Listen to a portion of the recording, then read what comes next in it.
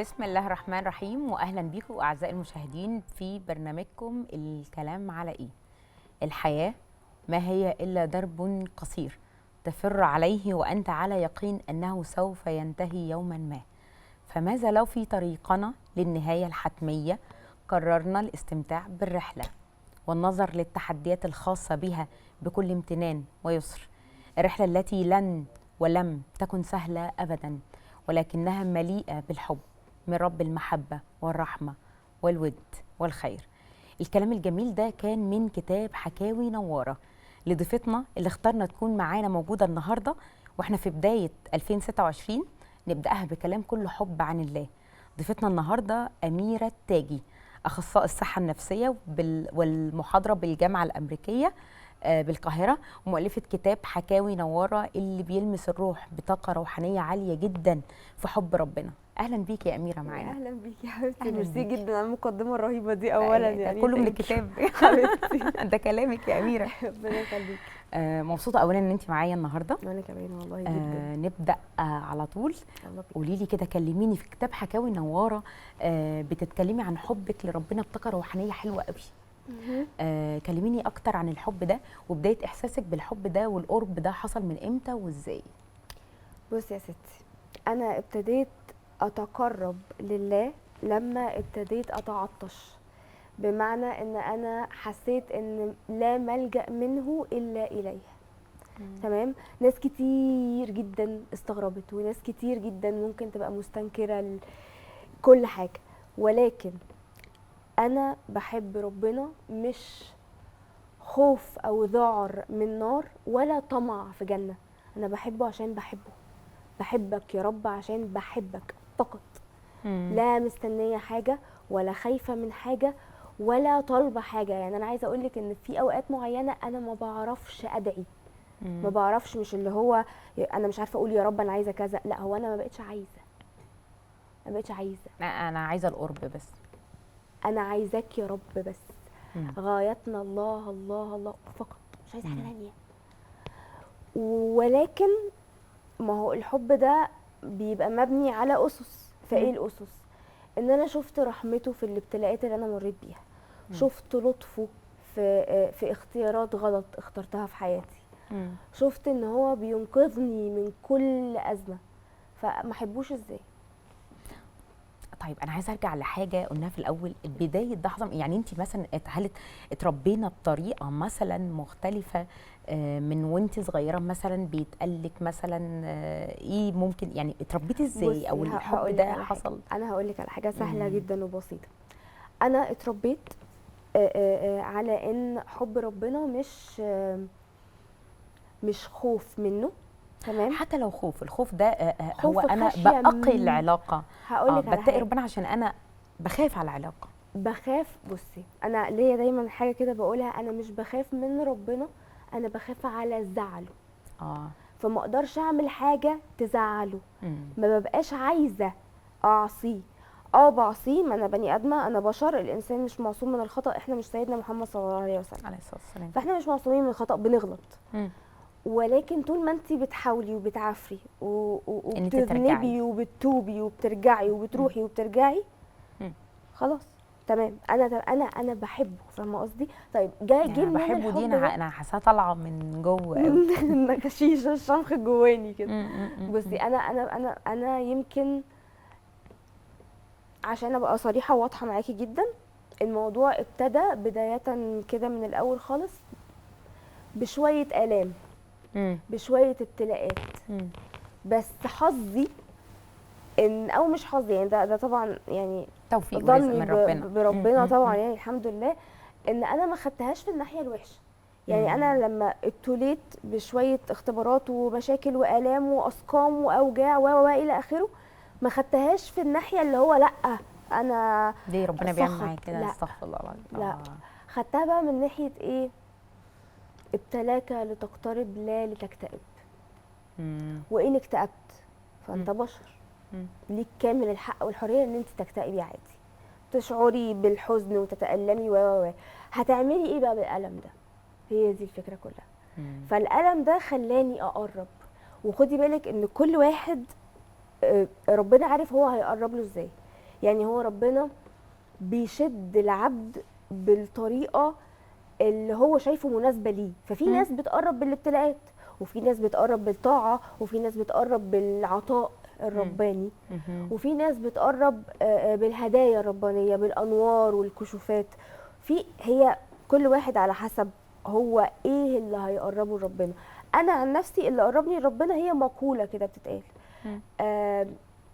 ان الله اذا احبك، ان الله اذا احبك جعل قلبك منكسرا في الطريق اليه. مم.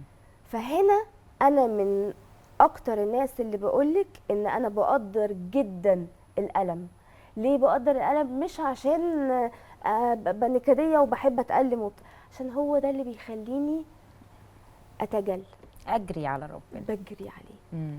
واذا تقرب العبد الي شبرا تقربت اليه ذراعا، واذا تقرب الي ذراعا تقربت اليه باعا، واذا اتاني يمشي اتيته هروله. مم. مم. فانت متخيله يعني ايه ربنا بيهرول عليكي بخطوه واحده منك. طيب انا عايزه اقول لك ندخل في السؤال. يعني إيه في الكتاب كاتبه اتدري متى تعرف ان الله يحبك؟ امتى يا اميره؟ لما يعني احنا عادي ممكن نرد من وحي الكتاب، يعني لا لو أنا هرد. حابه يا سلام، بس تستعيني كده باللي انت عينيا. كاتباه اصلا، يعني تمام استني. معاكي. كانت انهي واحده اهي؟ مم. طيب صفحه 97. عندما تغفل عنه وتبتعد ولكن يضل يرسل اليك علامات لتقترب مجددا. تبعدي انت هو يشدك. مم. دي اهم علامه، ان انت ممكن تكوني انت اللي بتبعدي ورايحه ناحيه الغلط برجليكي، مم. ومن حبه فيكي الطريق هو اللي يقف مش انت اللي تقفي. يعني المشكله تحصل بره عنك، لان هو عارف قد ايه انت ضعيفه، مم. وقد ايه انت بني ادمه، انسى بشر. لا اتقفلت لوحدها. اتقفلت من بره. مم. فاذا بصي، ان الله اذا رضي عنك مم. صرفك عن السوء، واذا احبك صرف السوء عنك. طب انت رايحه للمعصيه برجليكي، انت رايحه اهو، انا رايحه يا رب اهو دلوقتي حالا، استغفر الله يا رب انا مش عايزه بس انا رايحه. هو عارف قلبك بقى فيه ايه، فعشان بيحبك يوقف كل المراكب السايره اللي حواليكي عشان انت اللي ترجع لوحدك. بس كده. طيب عندما تنساه ويتذكرك ويذكرك به سواء بابتلاء أو بعوض يجعلك تسجد شاكرا له، أو حتى بآية تسمعها بمحض الصدفة تلمس فيك شيئا يجعلك تترك كل شيء وتركض خلف رضاه. وعندما تختار شيئا غير مناسب لك ولكن بعزته وجبروته ورحمته التي وسعت كل شيء ينقذك من اختيارك ولو رغما عنك. واخر حاجه بقى خالص، عندما يختبرك في مشاعرك، في تعلقك بالناس، عندما يقرر قلبك ان يتعلق بسواه. انت قلبك خلاص، انت قلبك راح لحته ثانيه، ولكنه يحبك فيأخذ بيديك ويجعلك تفر هاربا من الناس إليه هو سبحانه وتعالى. سبحان الله. فإمتى تعرفي إن ربنا بيحبك؟ لما هو اللي يشدك ليه. حلوة قوي يا أميرة. طيب في حاجة لفتت نظري في الكتاب، علاقة العبد بربه مقدسة، فهي مليئة بالأسرار التي وربما لا يعرفها العبد نفسه إلا مع مرور الوقت والسنين والتجارب. إزاي ممكن يكون في سر العبد نفسه ممكن ما يكونش يعرفه ما بينه وما بين ربه، هو نفسه ما يعرفوش؟ إزاي؟ يكلميني أكتر عن كده. هقولك، مش احنا عارفين ان النوايا خفية ولا يعلمها إلا الله؟ أكيد. حتى نوايانا احنا خفية.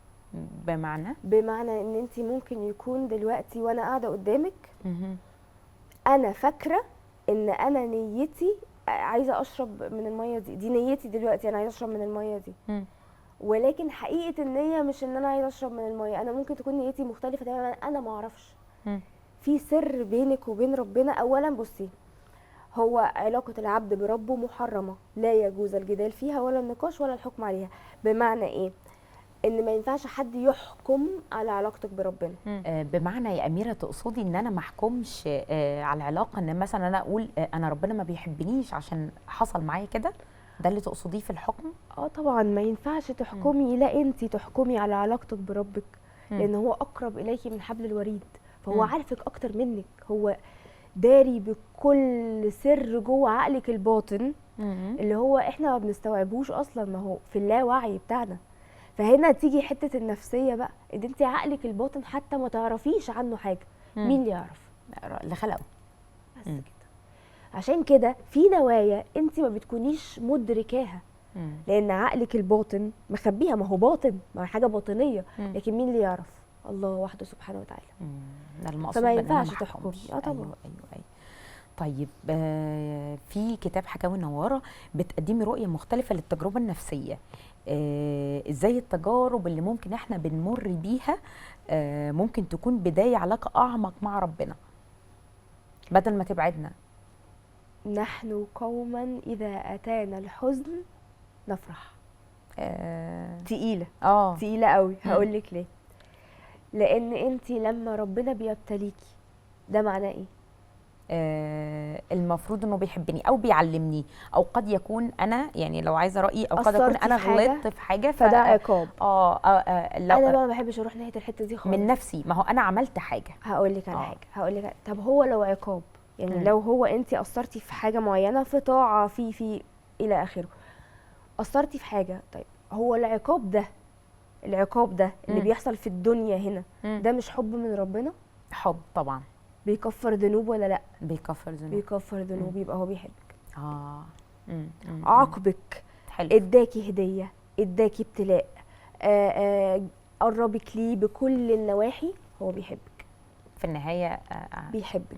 ربنا بيحبك باي حال من الاحوال. ايوه. طيب يا أميرة، كنت اتكلمتي في الكتاب، هل الحب لربنا يكبر من غير تحديات؟ ممكن جدا طبعا. ازاي؟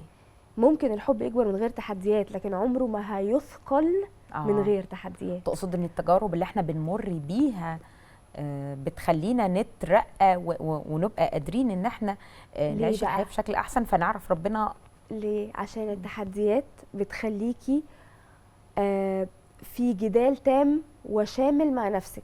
ده دي اول فيز. تاني فيز بتبتدي تتقبلي الابتلاء.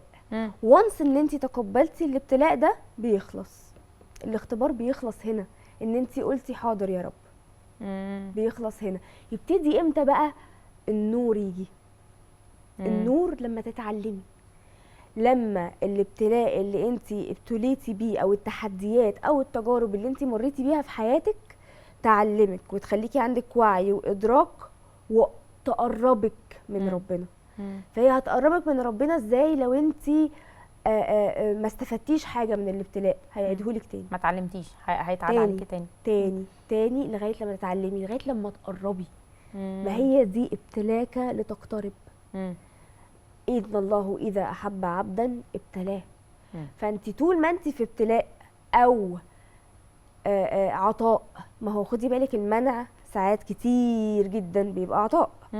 في كل محنة منحة.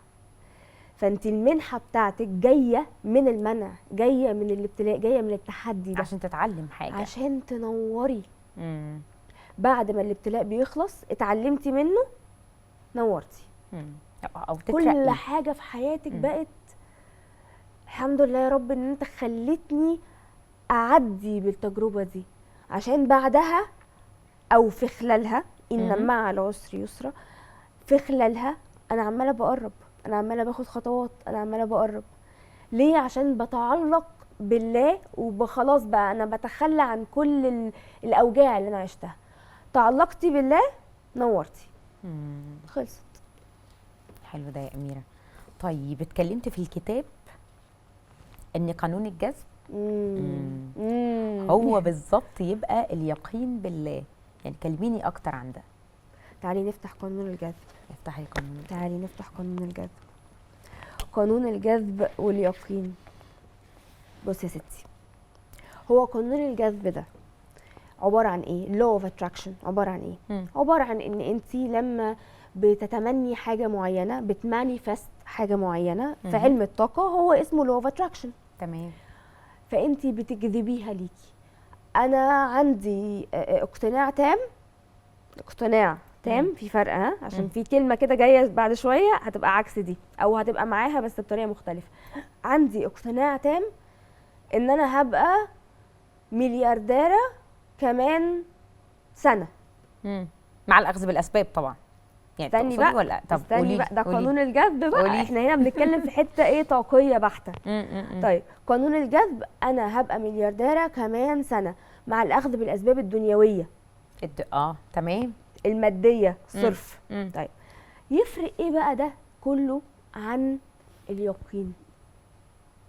بمعنى هو انت لما بتتيقني في ربنا مش بتبقي من جواكي عارفه ان الحاجه اللي انت عايزاها هتحصل، ولكن في التوقيت المناسب اللي ربنا شايفه ليكي، صح؟ اكيد. حلو. هي ده اقتناع بفكره معينه، وده يقين في ربنا. بصي ابن القيم رحمه الله يعني قال ايه؟ قال مقوله كده حلوه قوي بحبها جدا. قال اذا هم احدكم بازاله جبل وهو واثق بالله لازاله.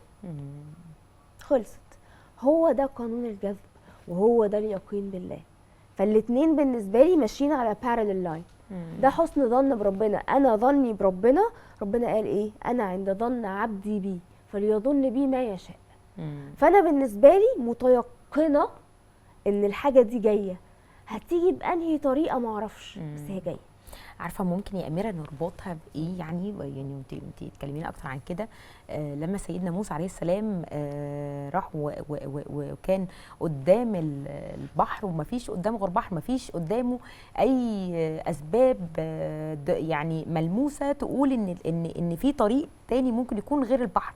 فساعتها يقينه بالله كلا ان معي ربي سيهدين. هو ده اول ما قالها على طول ربنا اوحى ليه اضرب بعصاك البحر. فهنا ممكن نقول اهو في القرآن ان هو لولا يقينه بالله فحصلت المعجزه.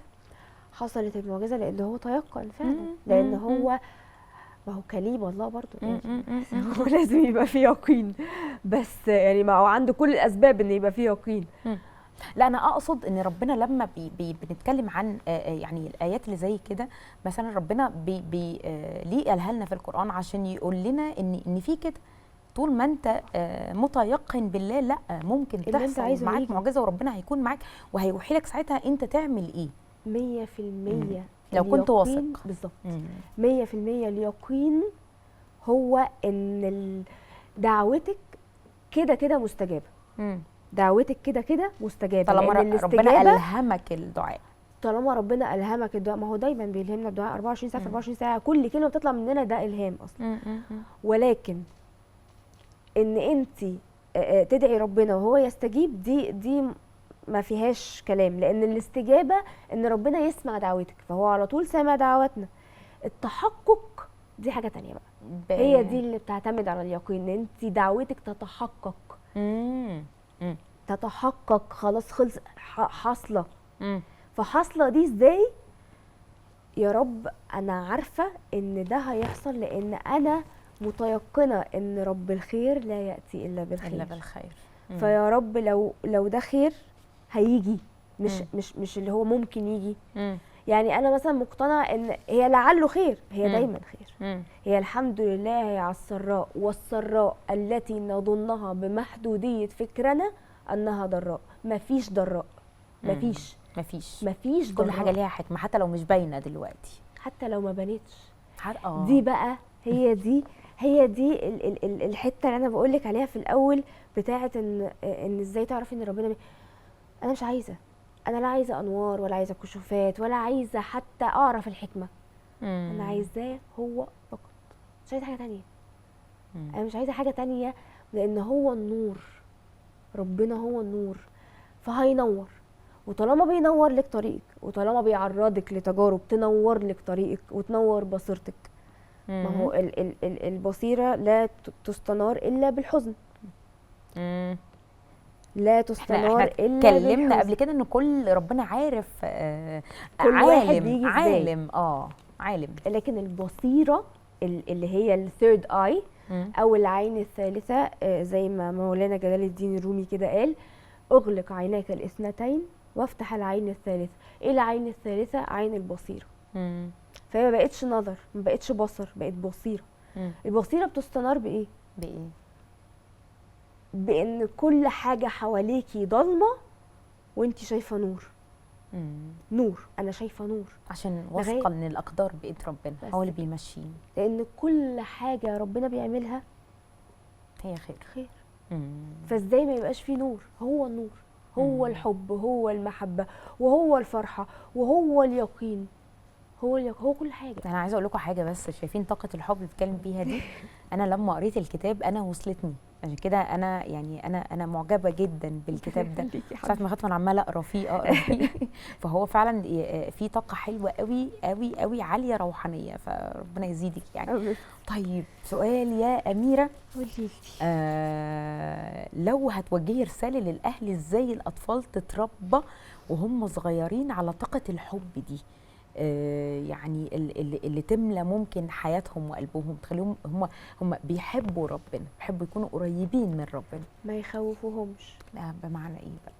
يعني ما تخوفش ابنك او بنتك بربنا. ما تقولش بس، يعني بصي دي حاجه بقى سيكولوجيه بحته.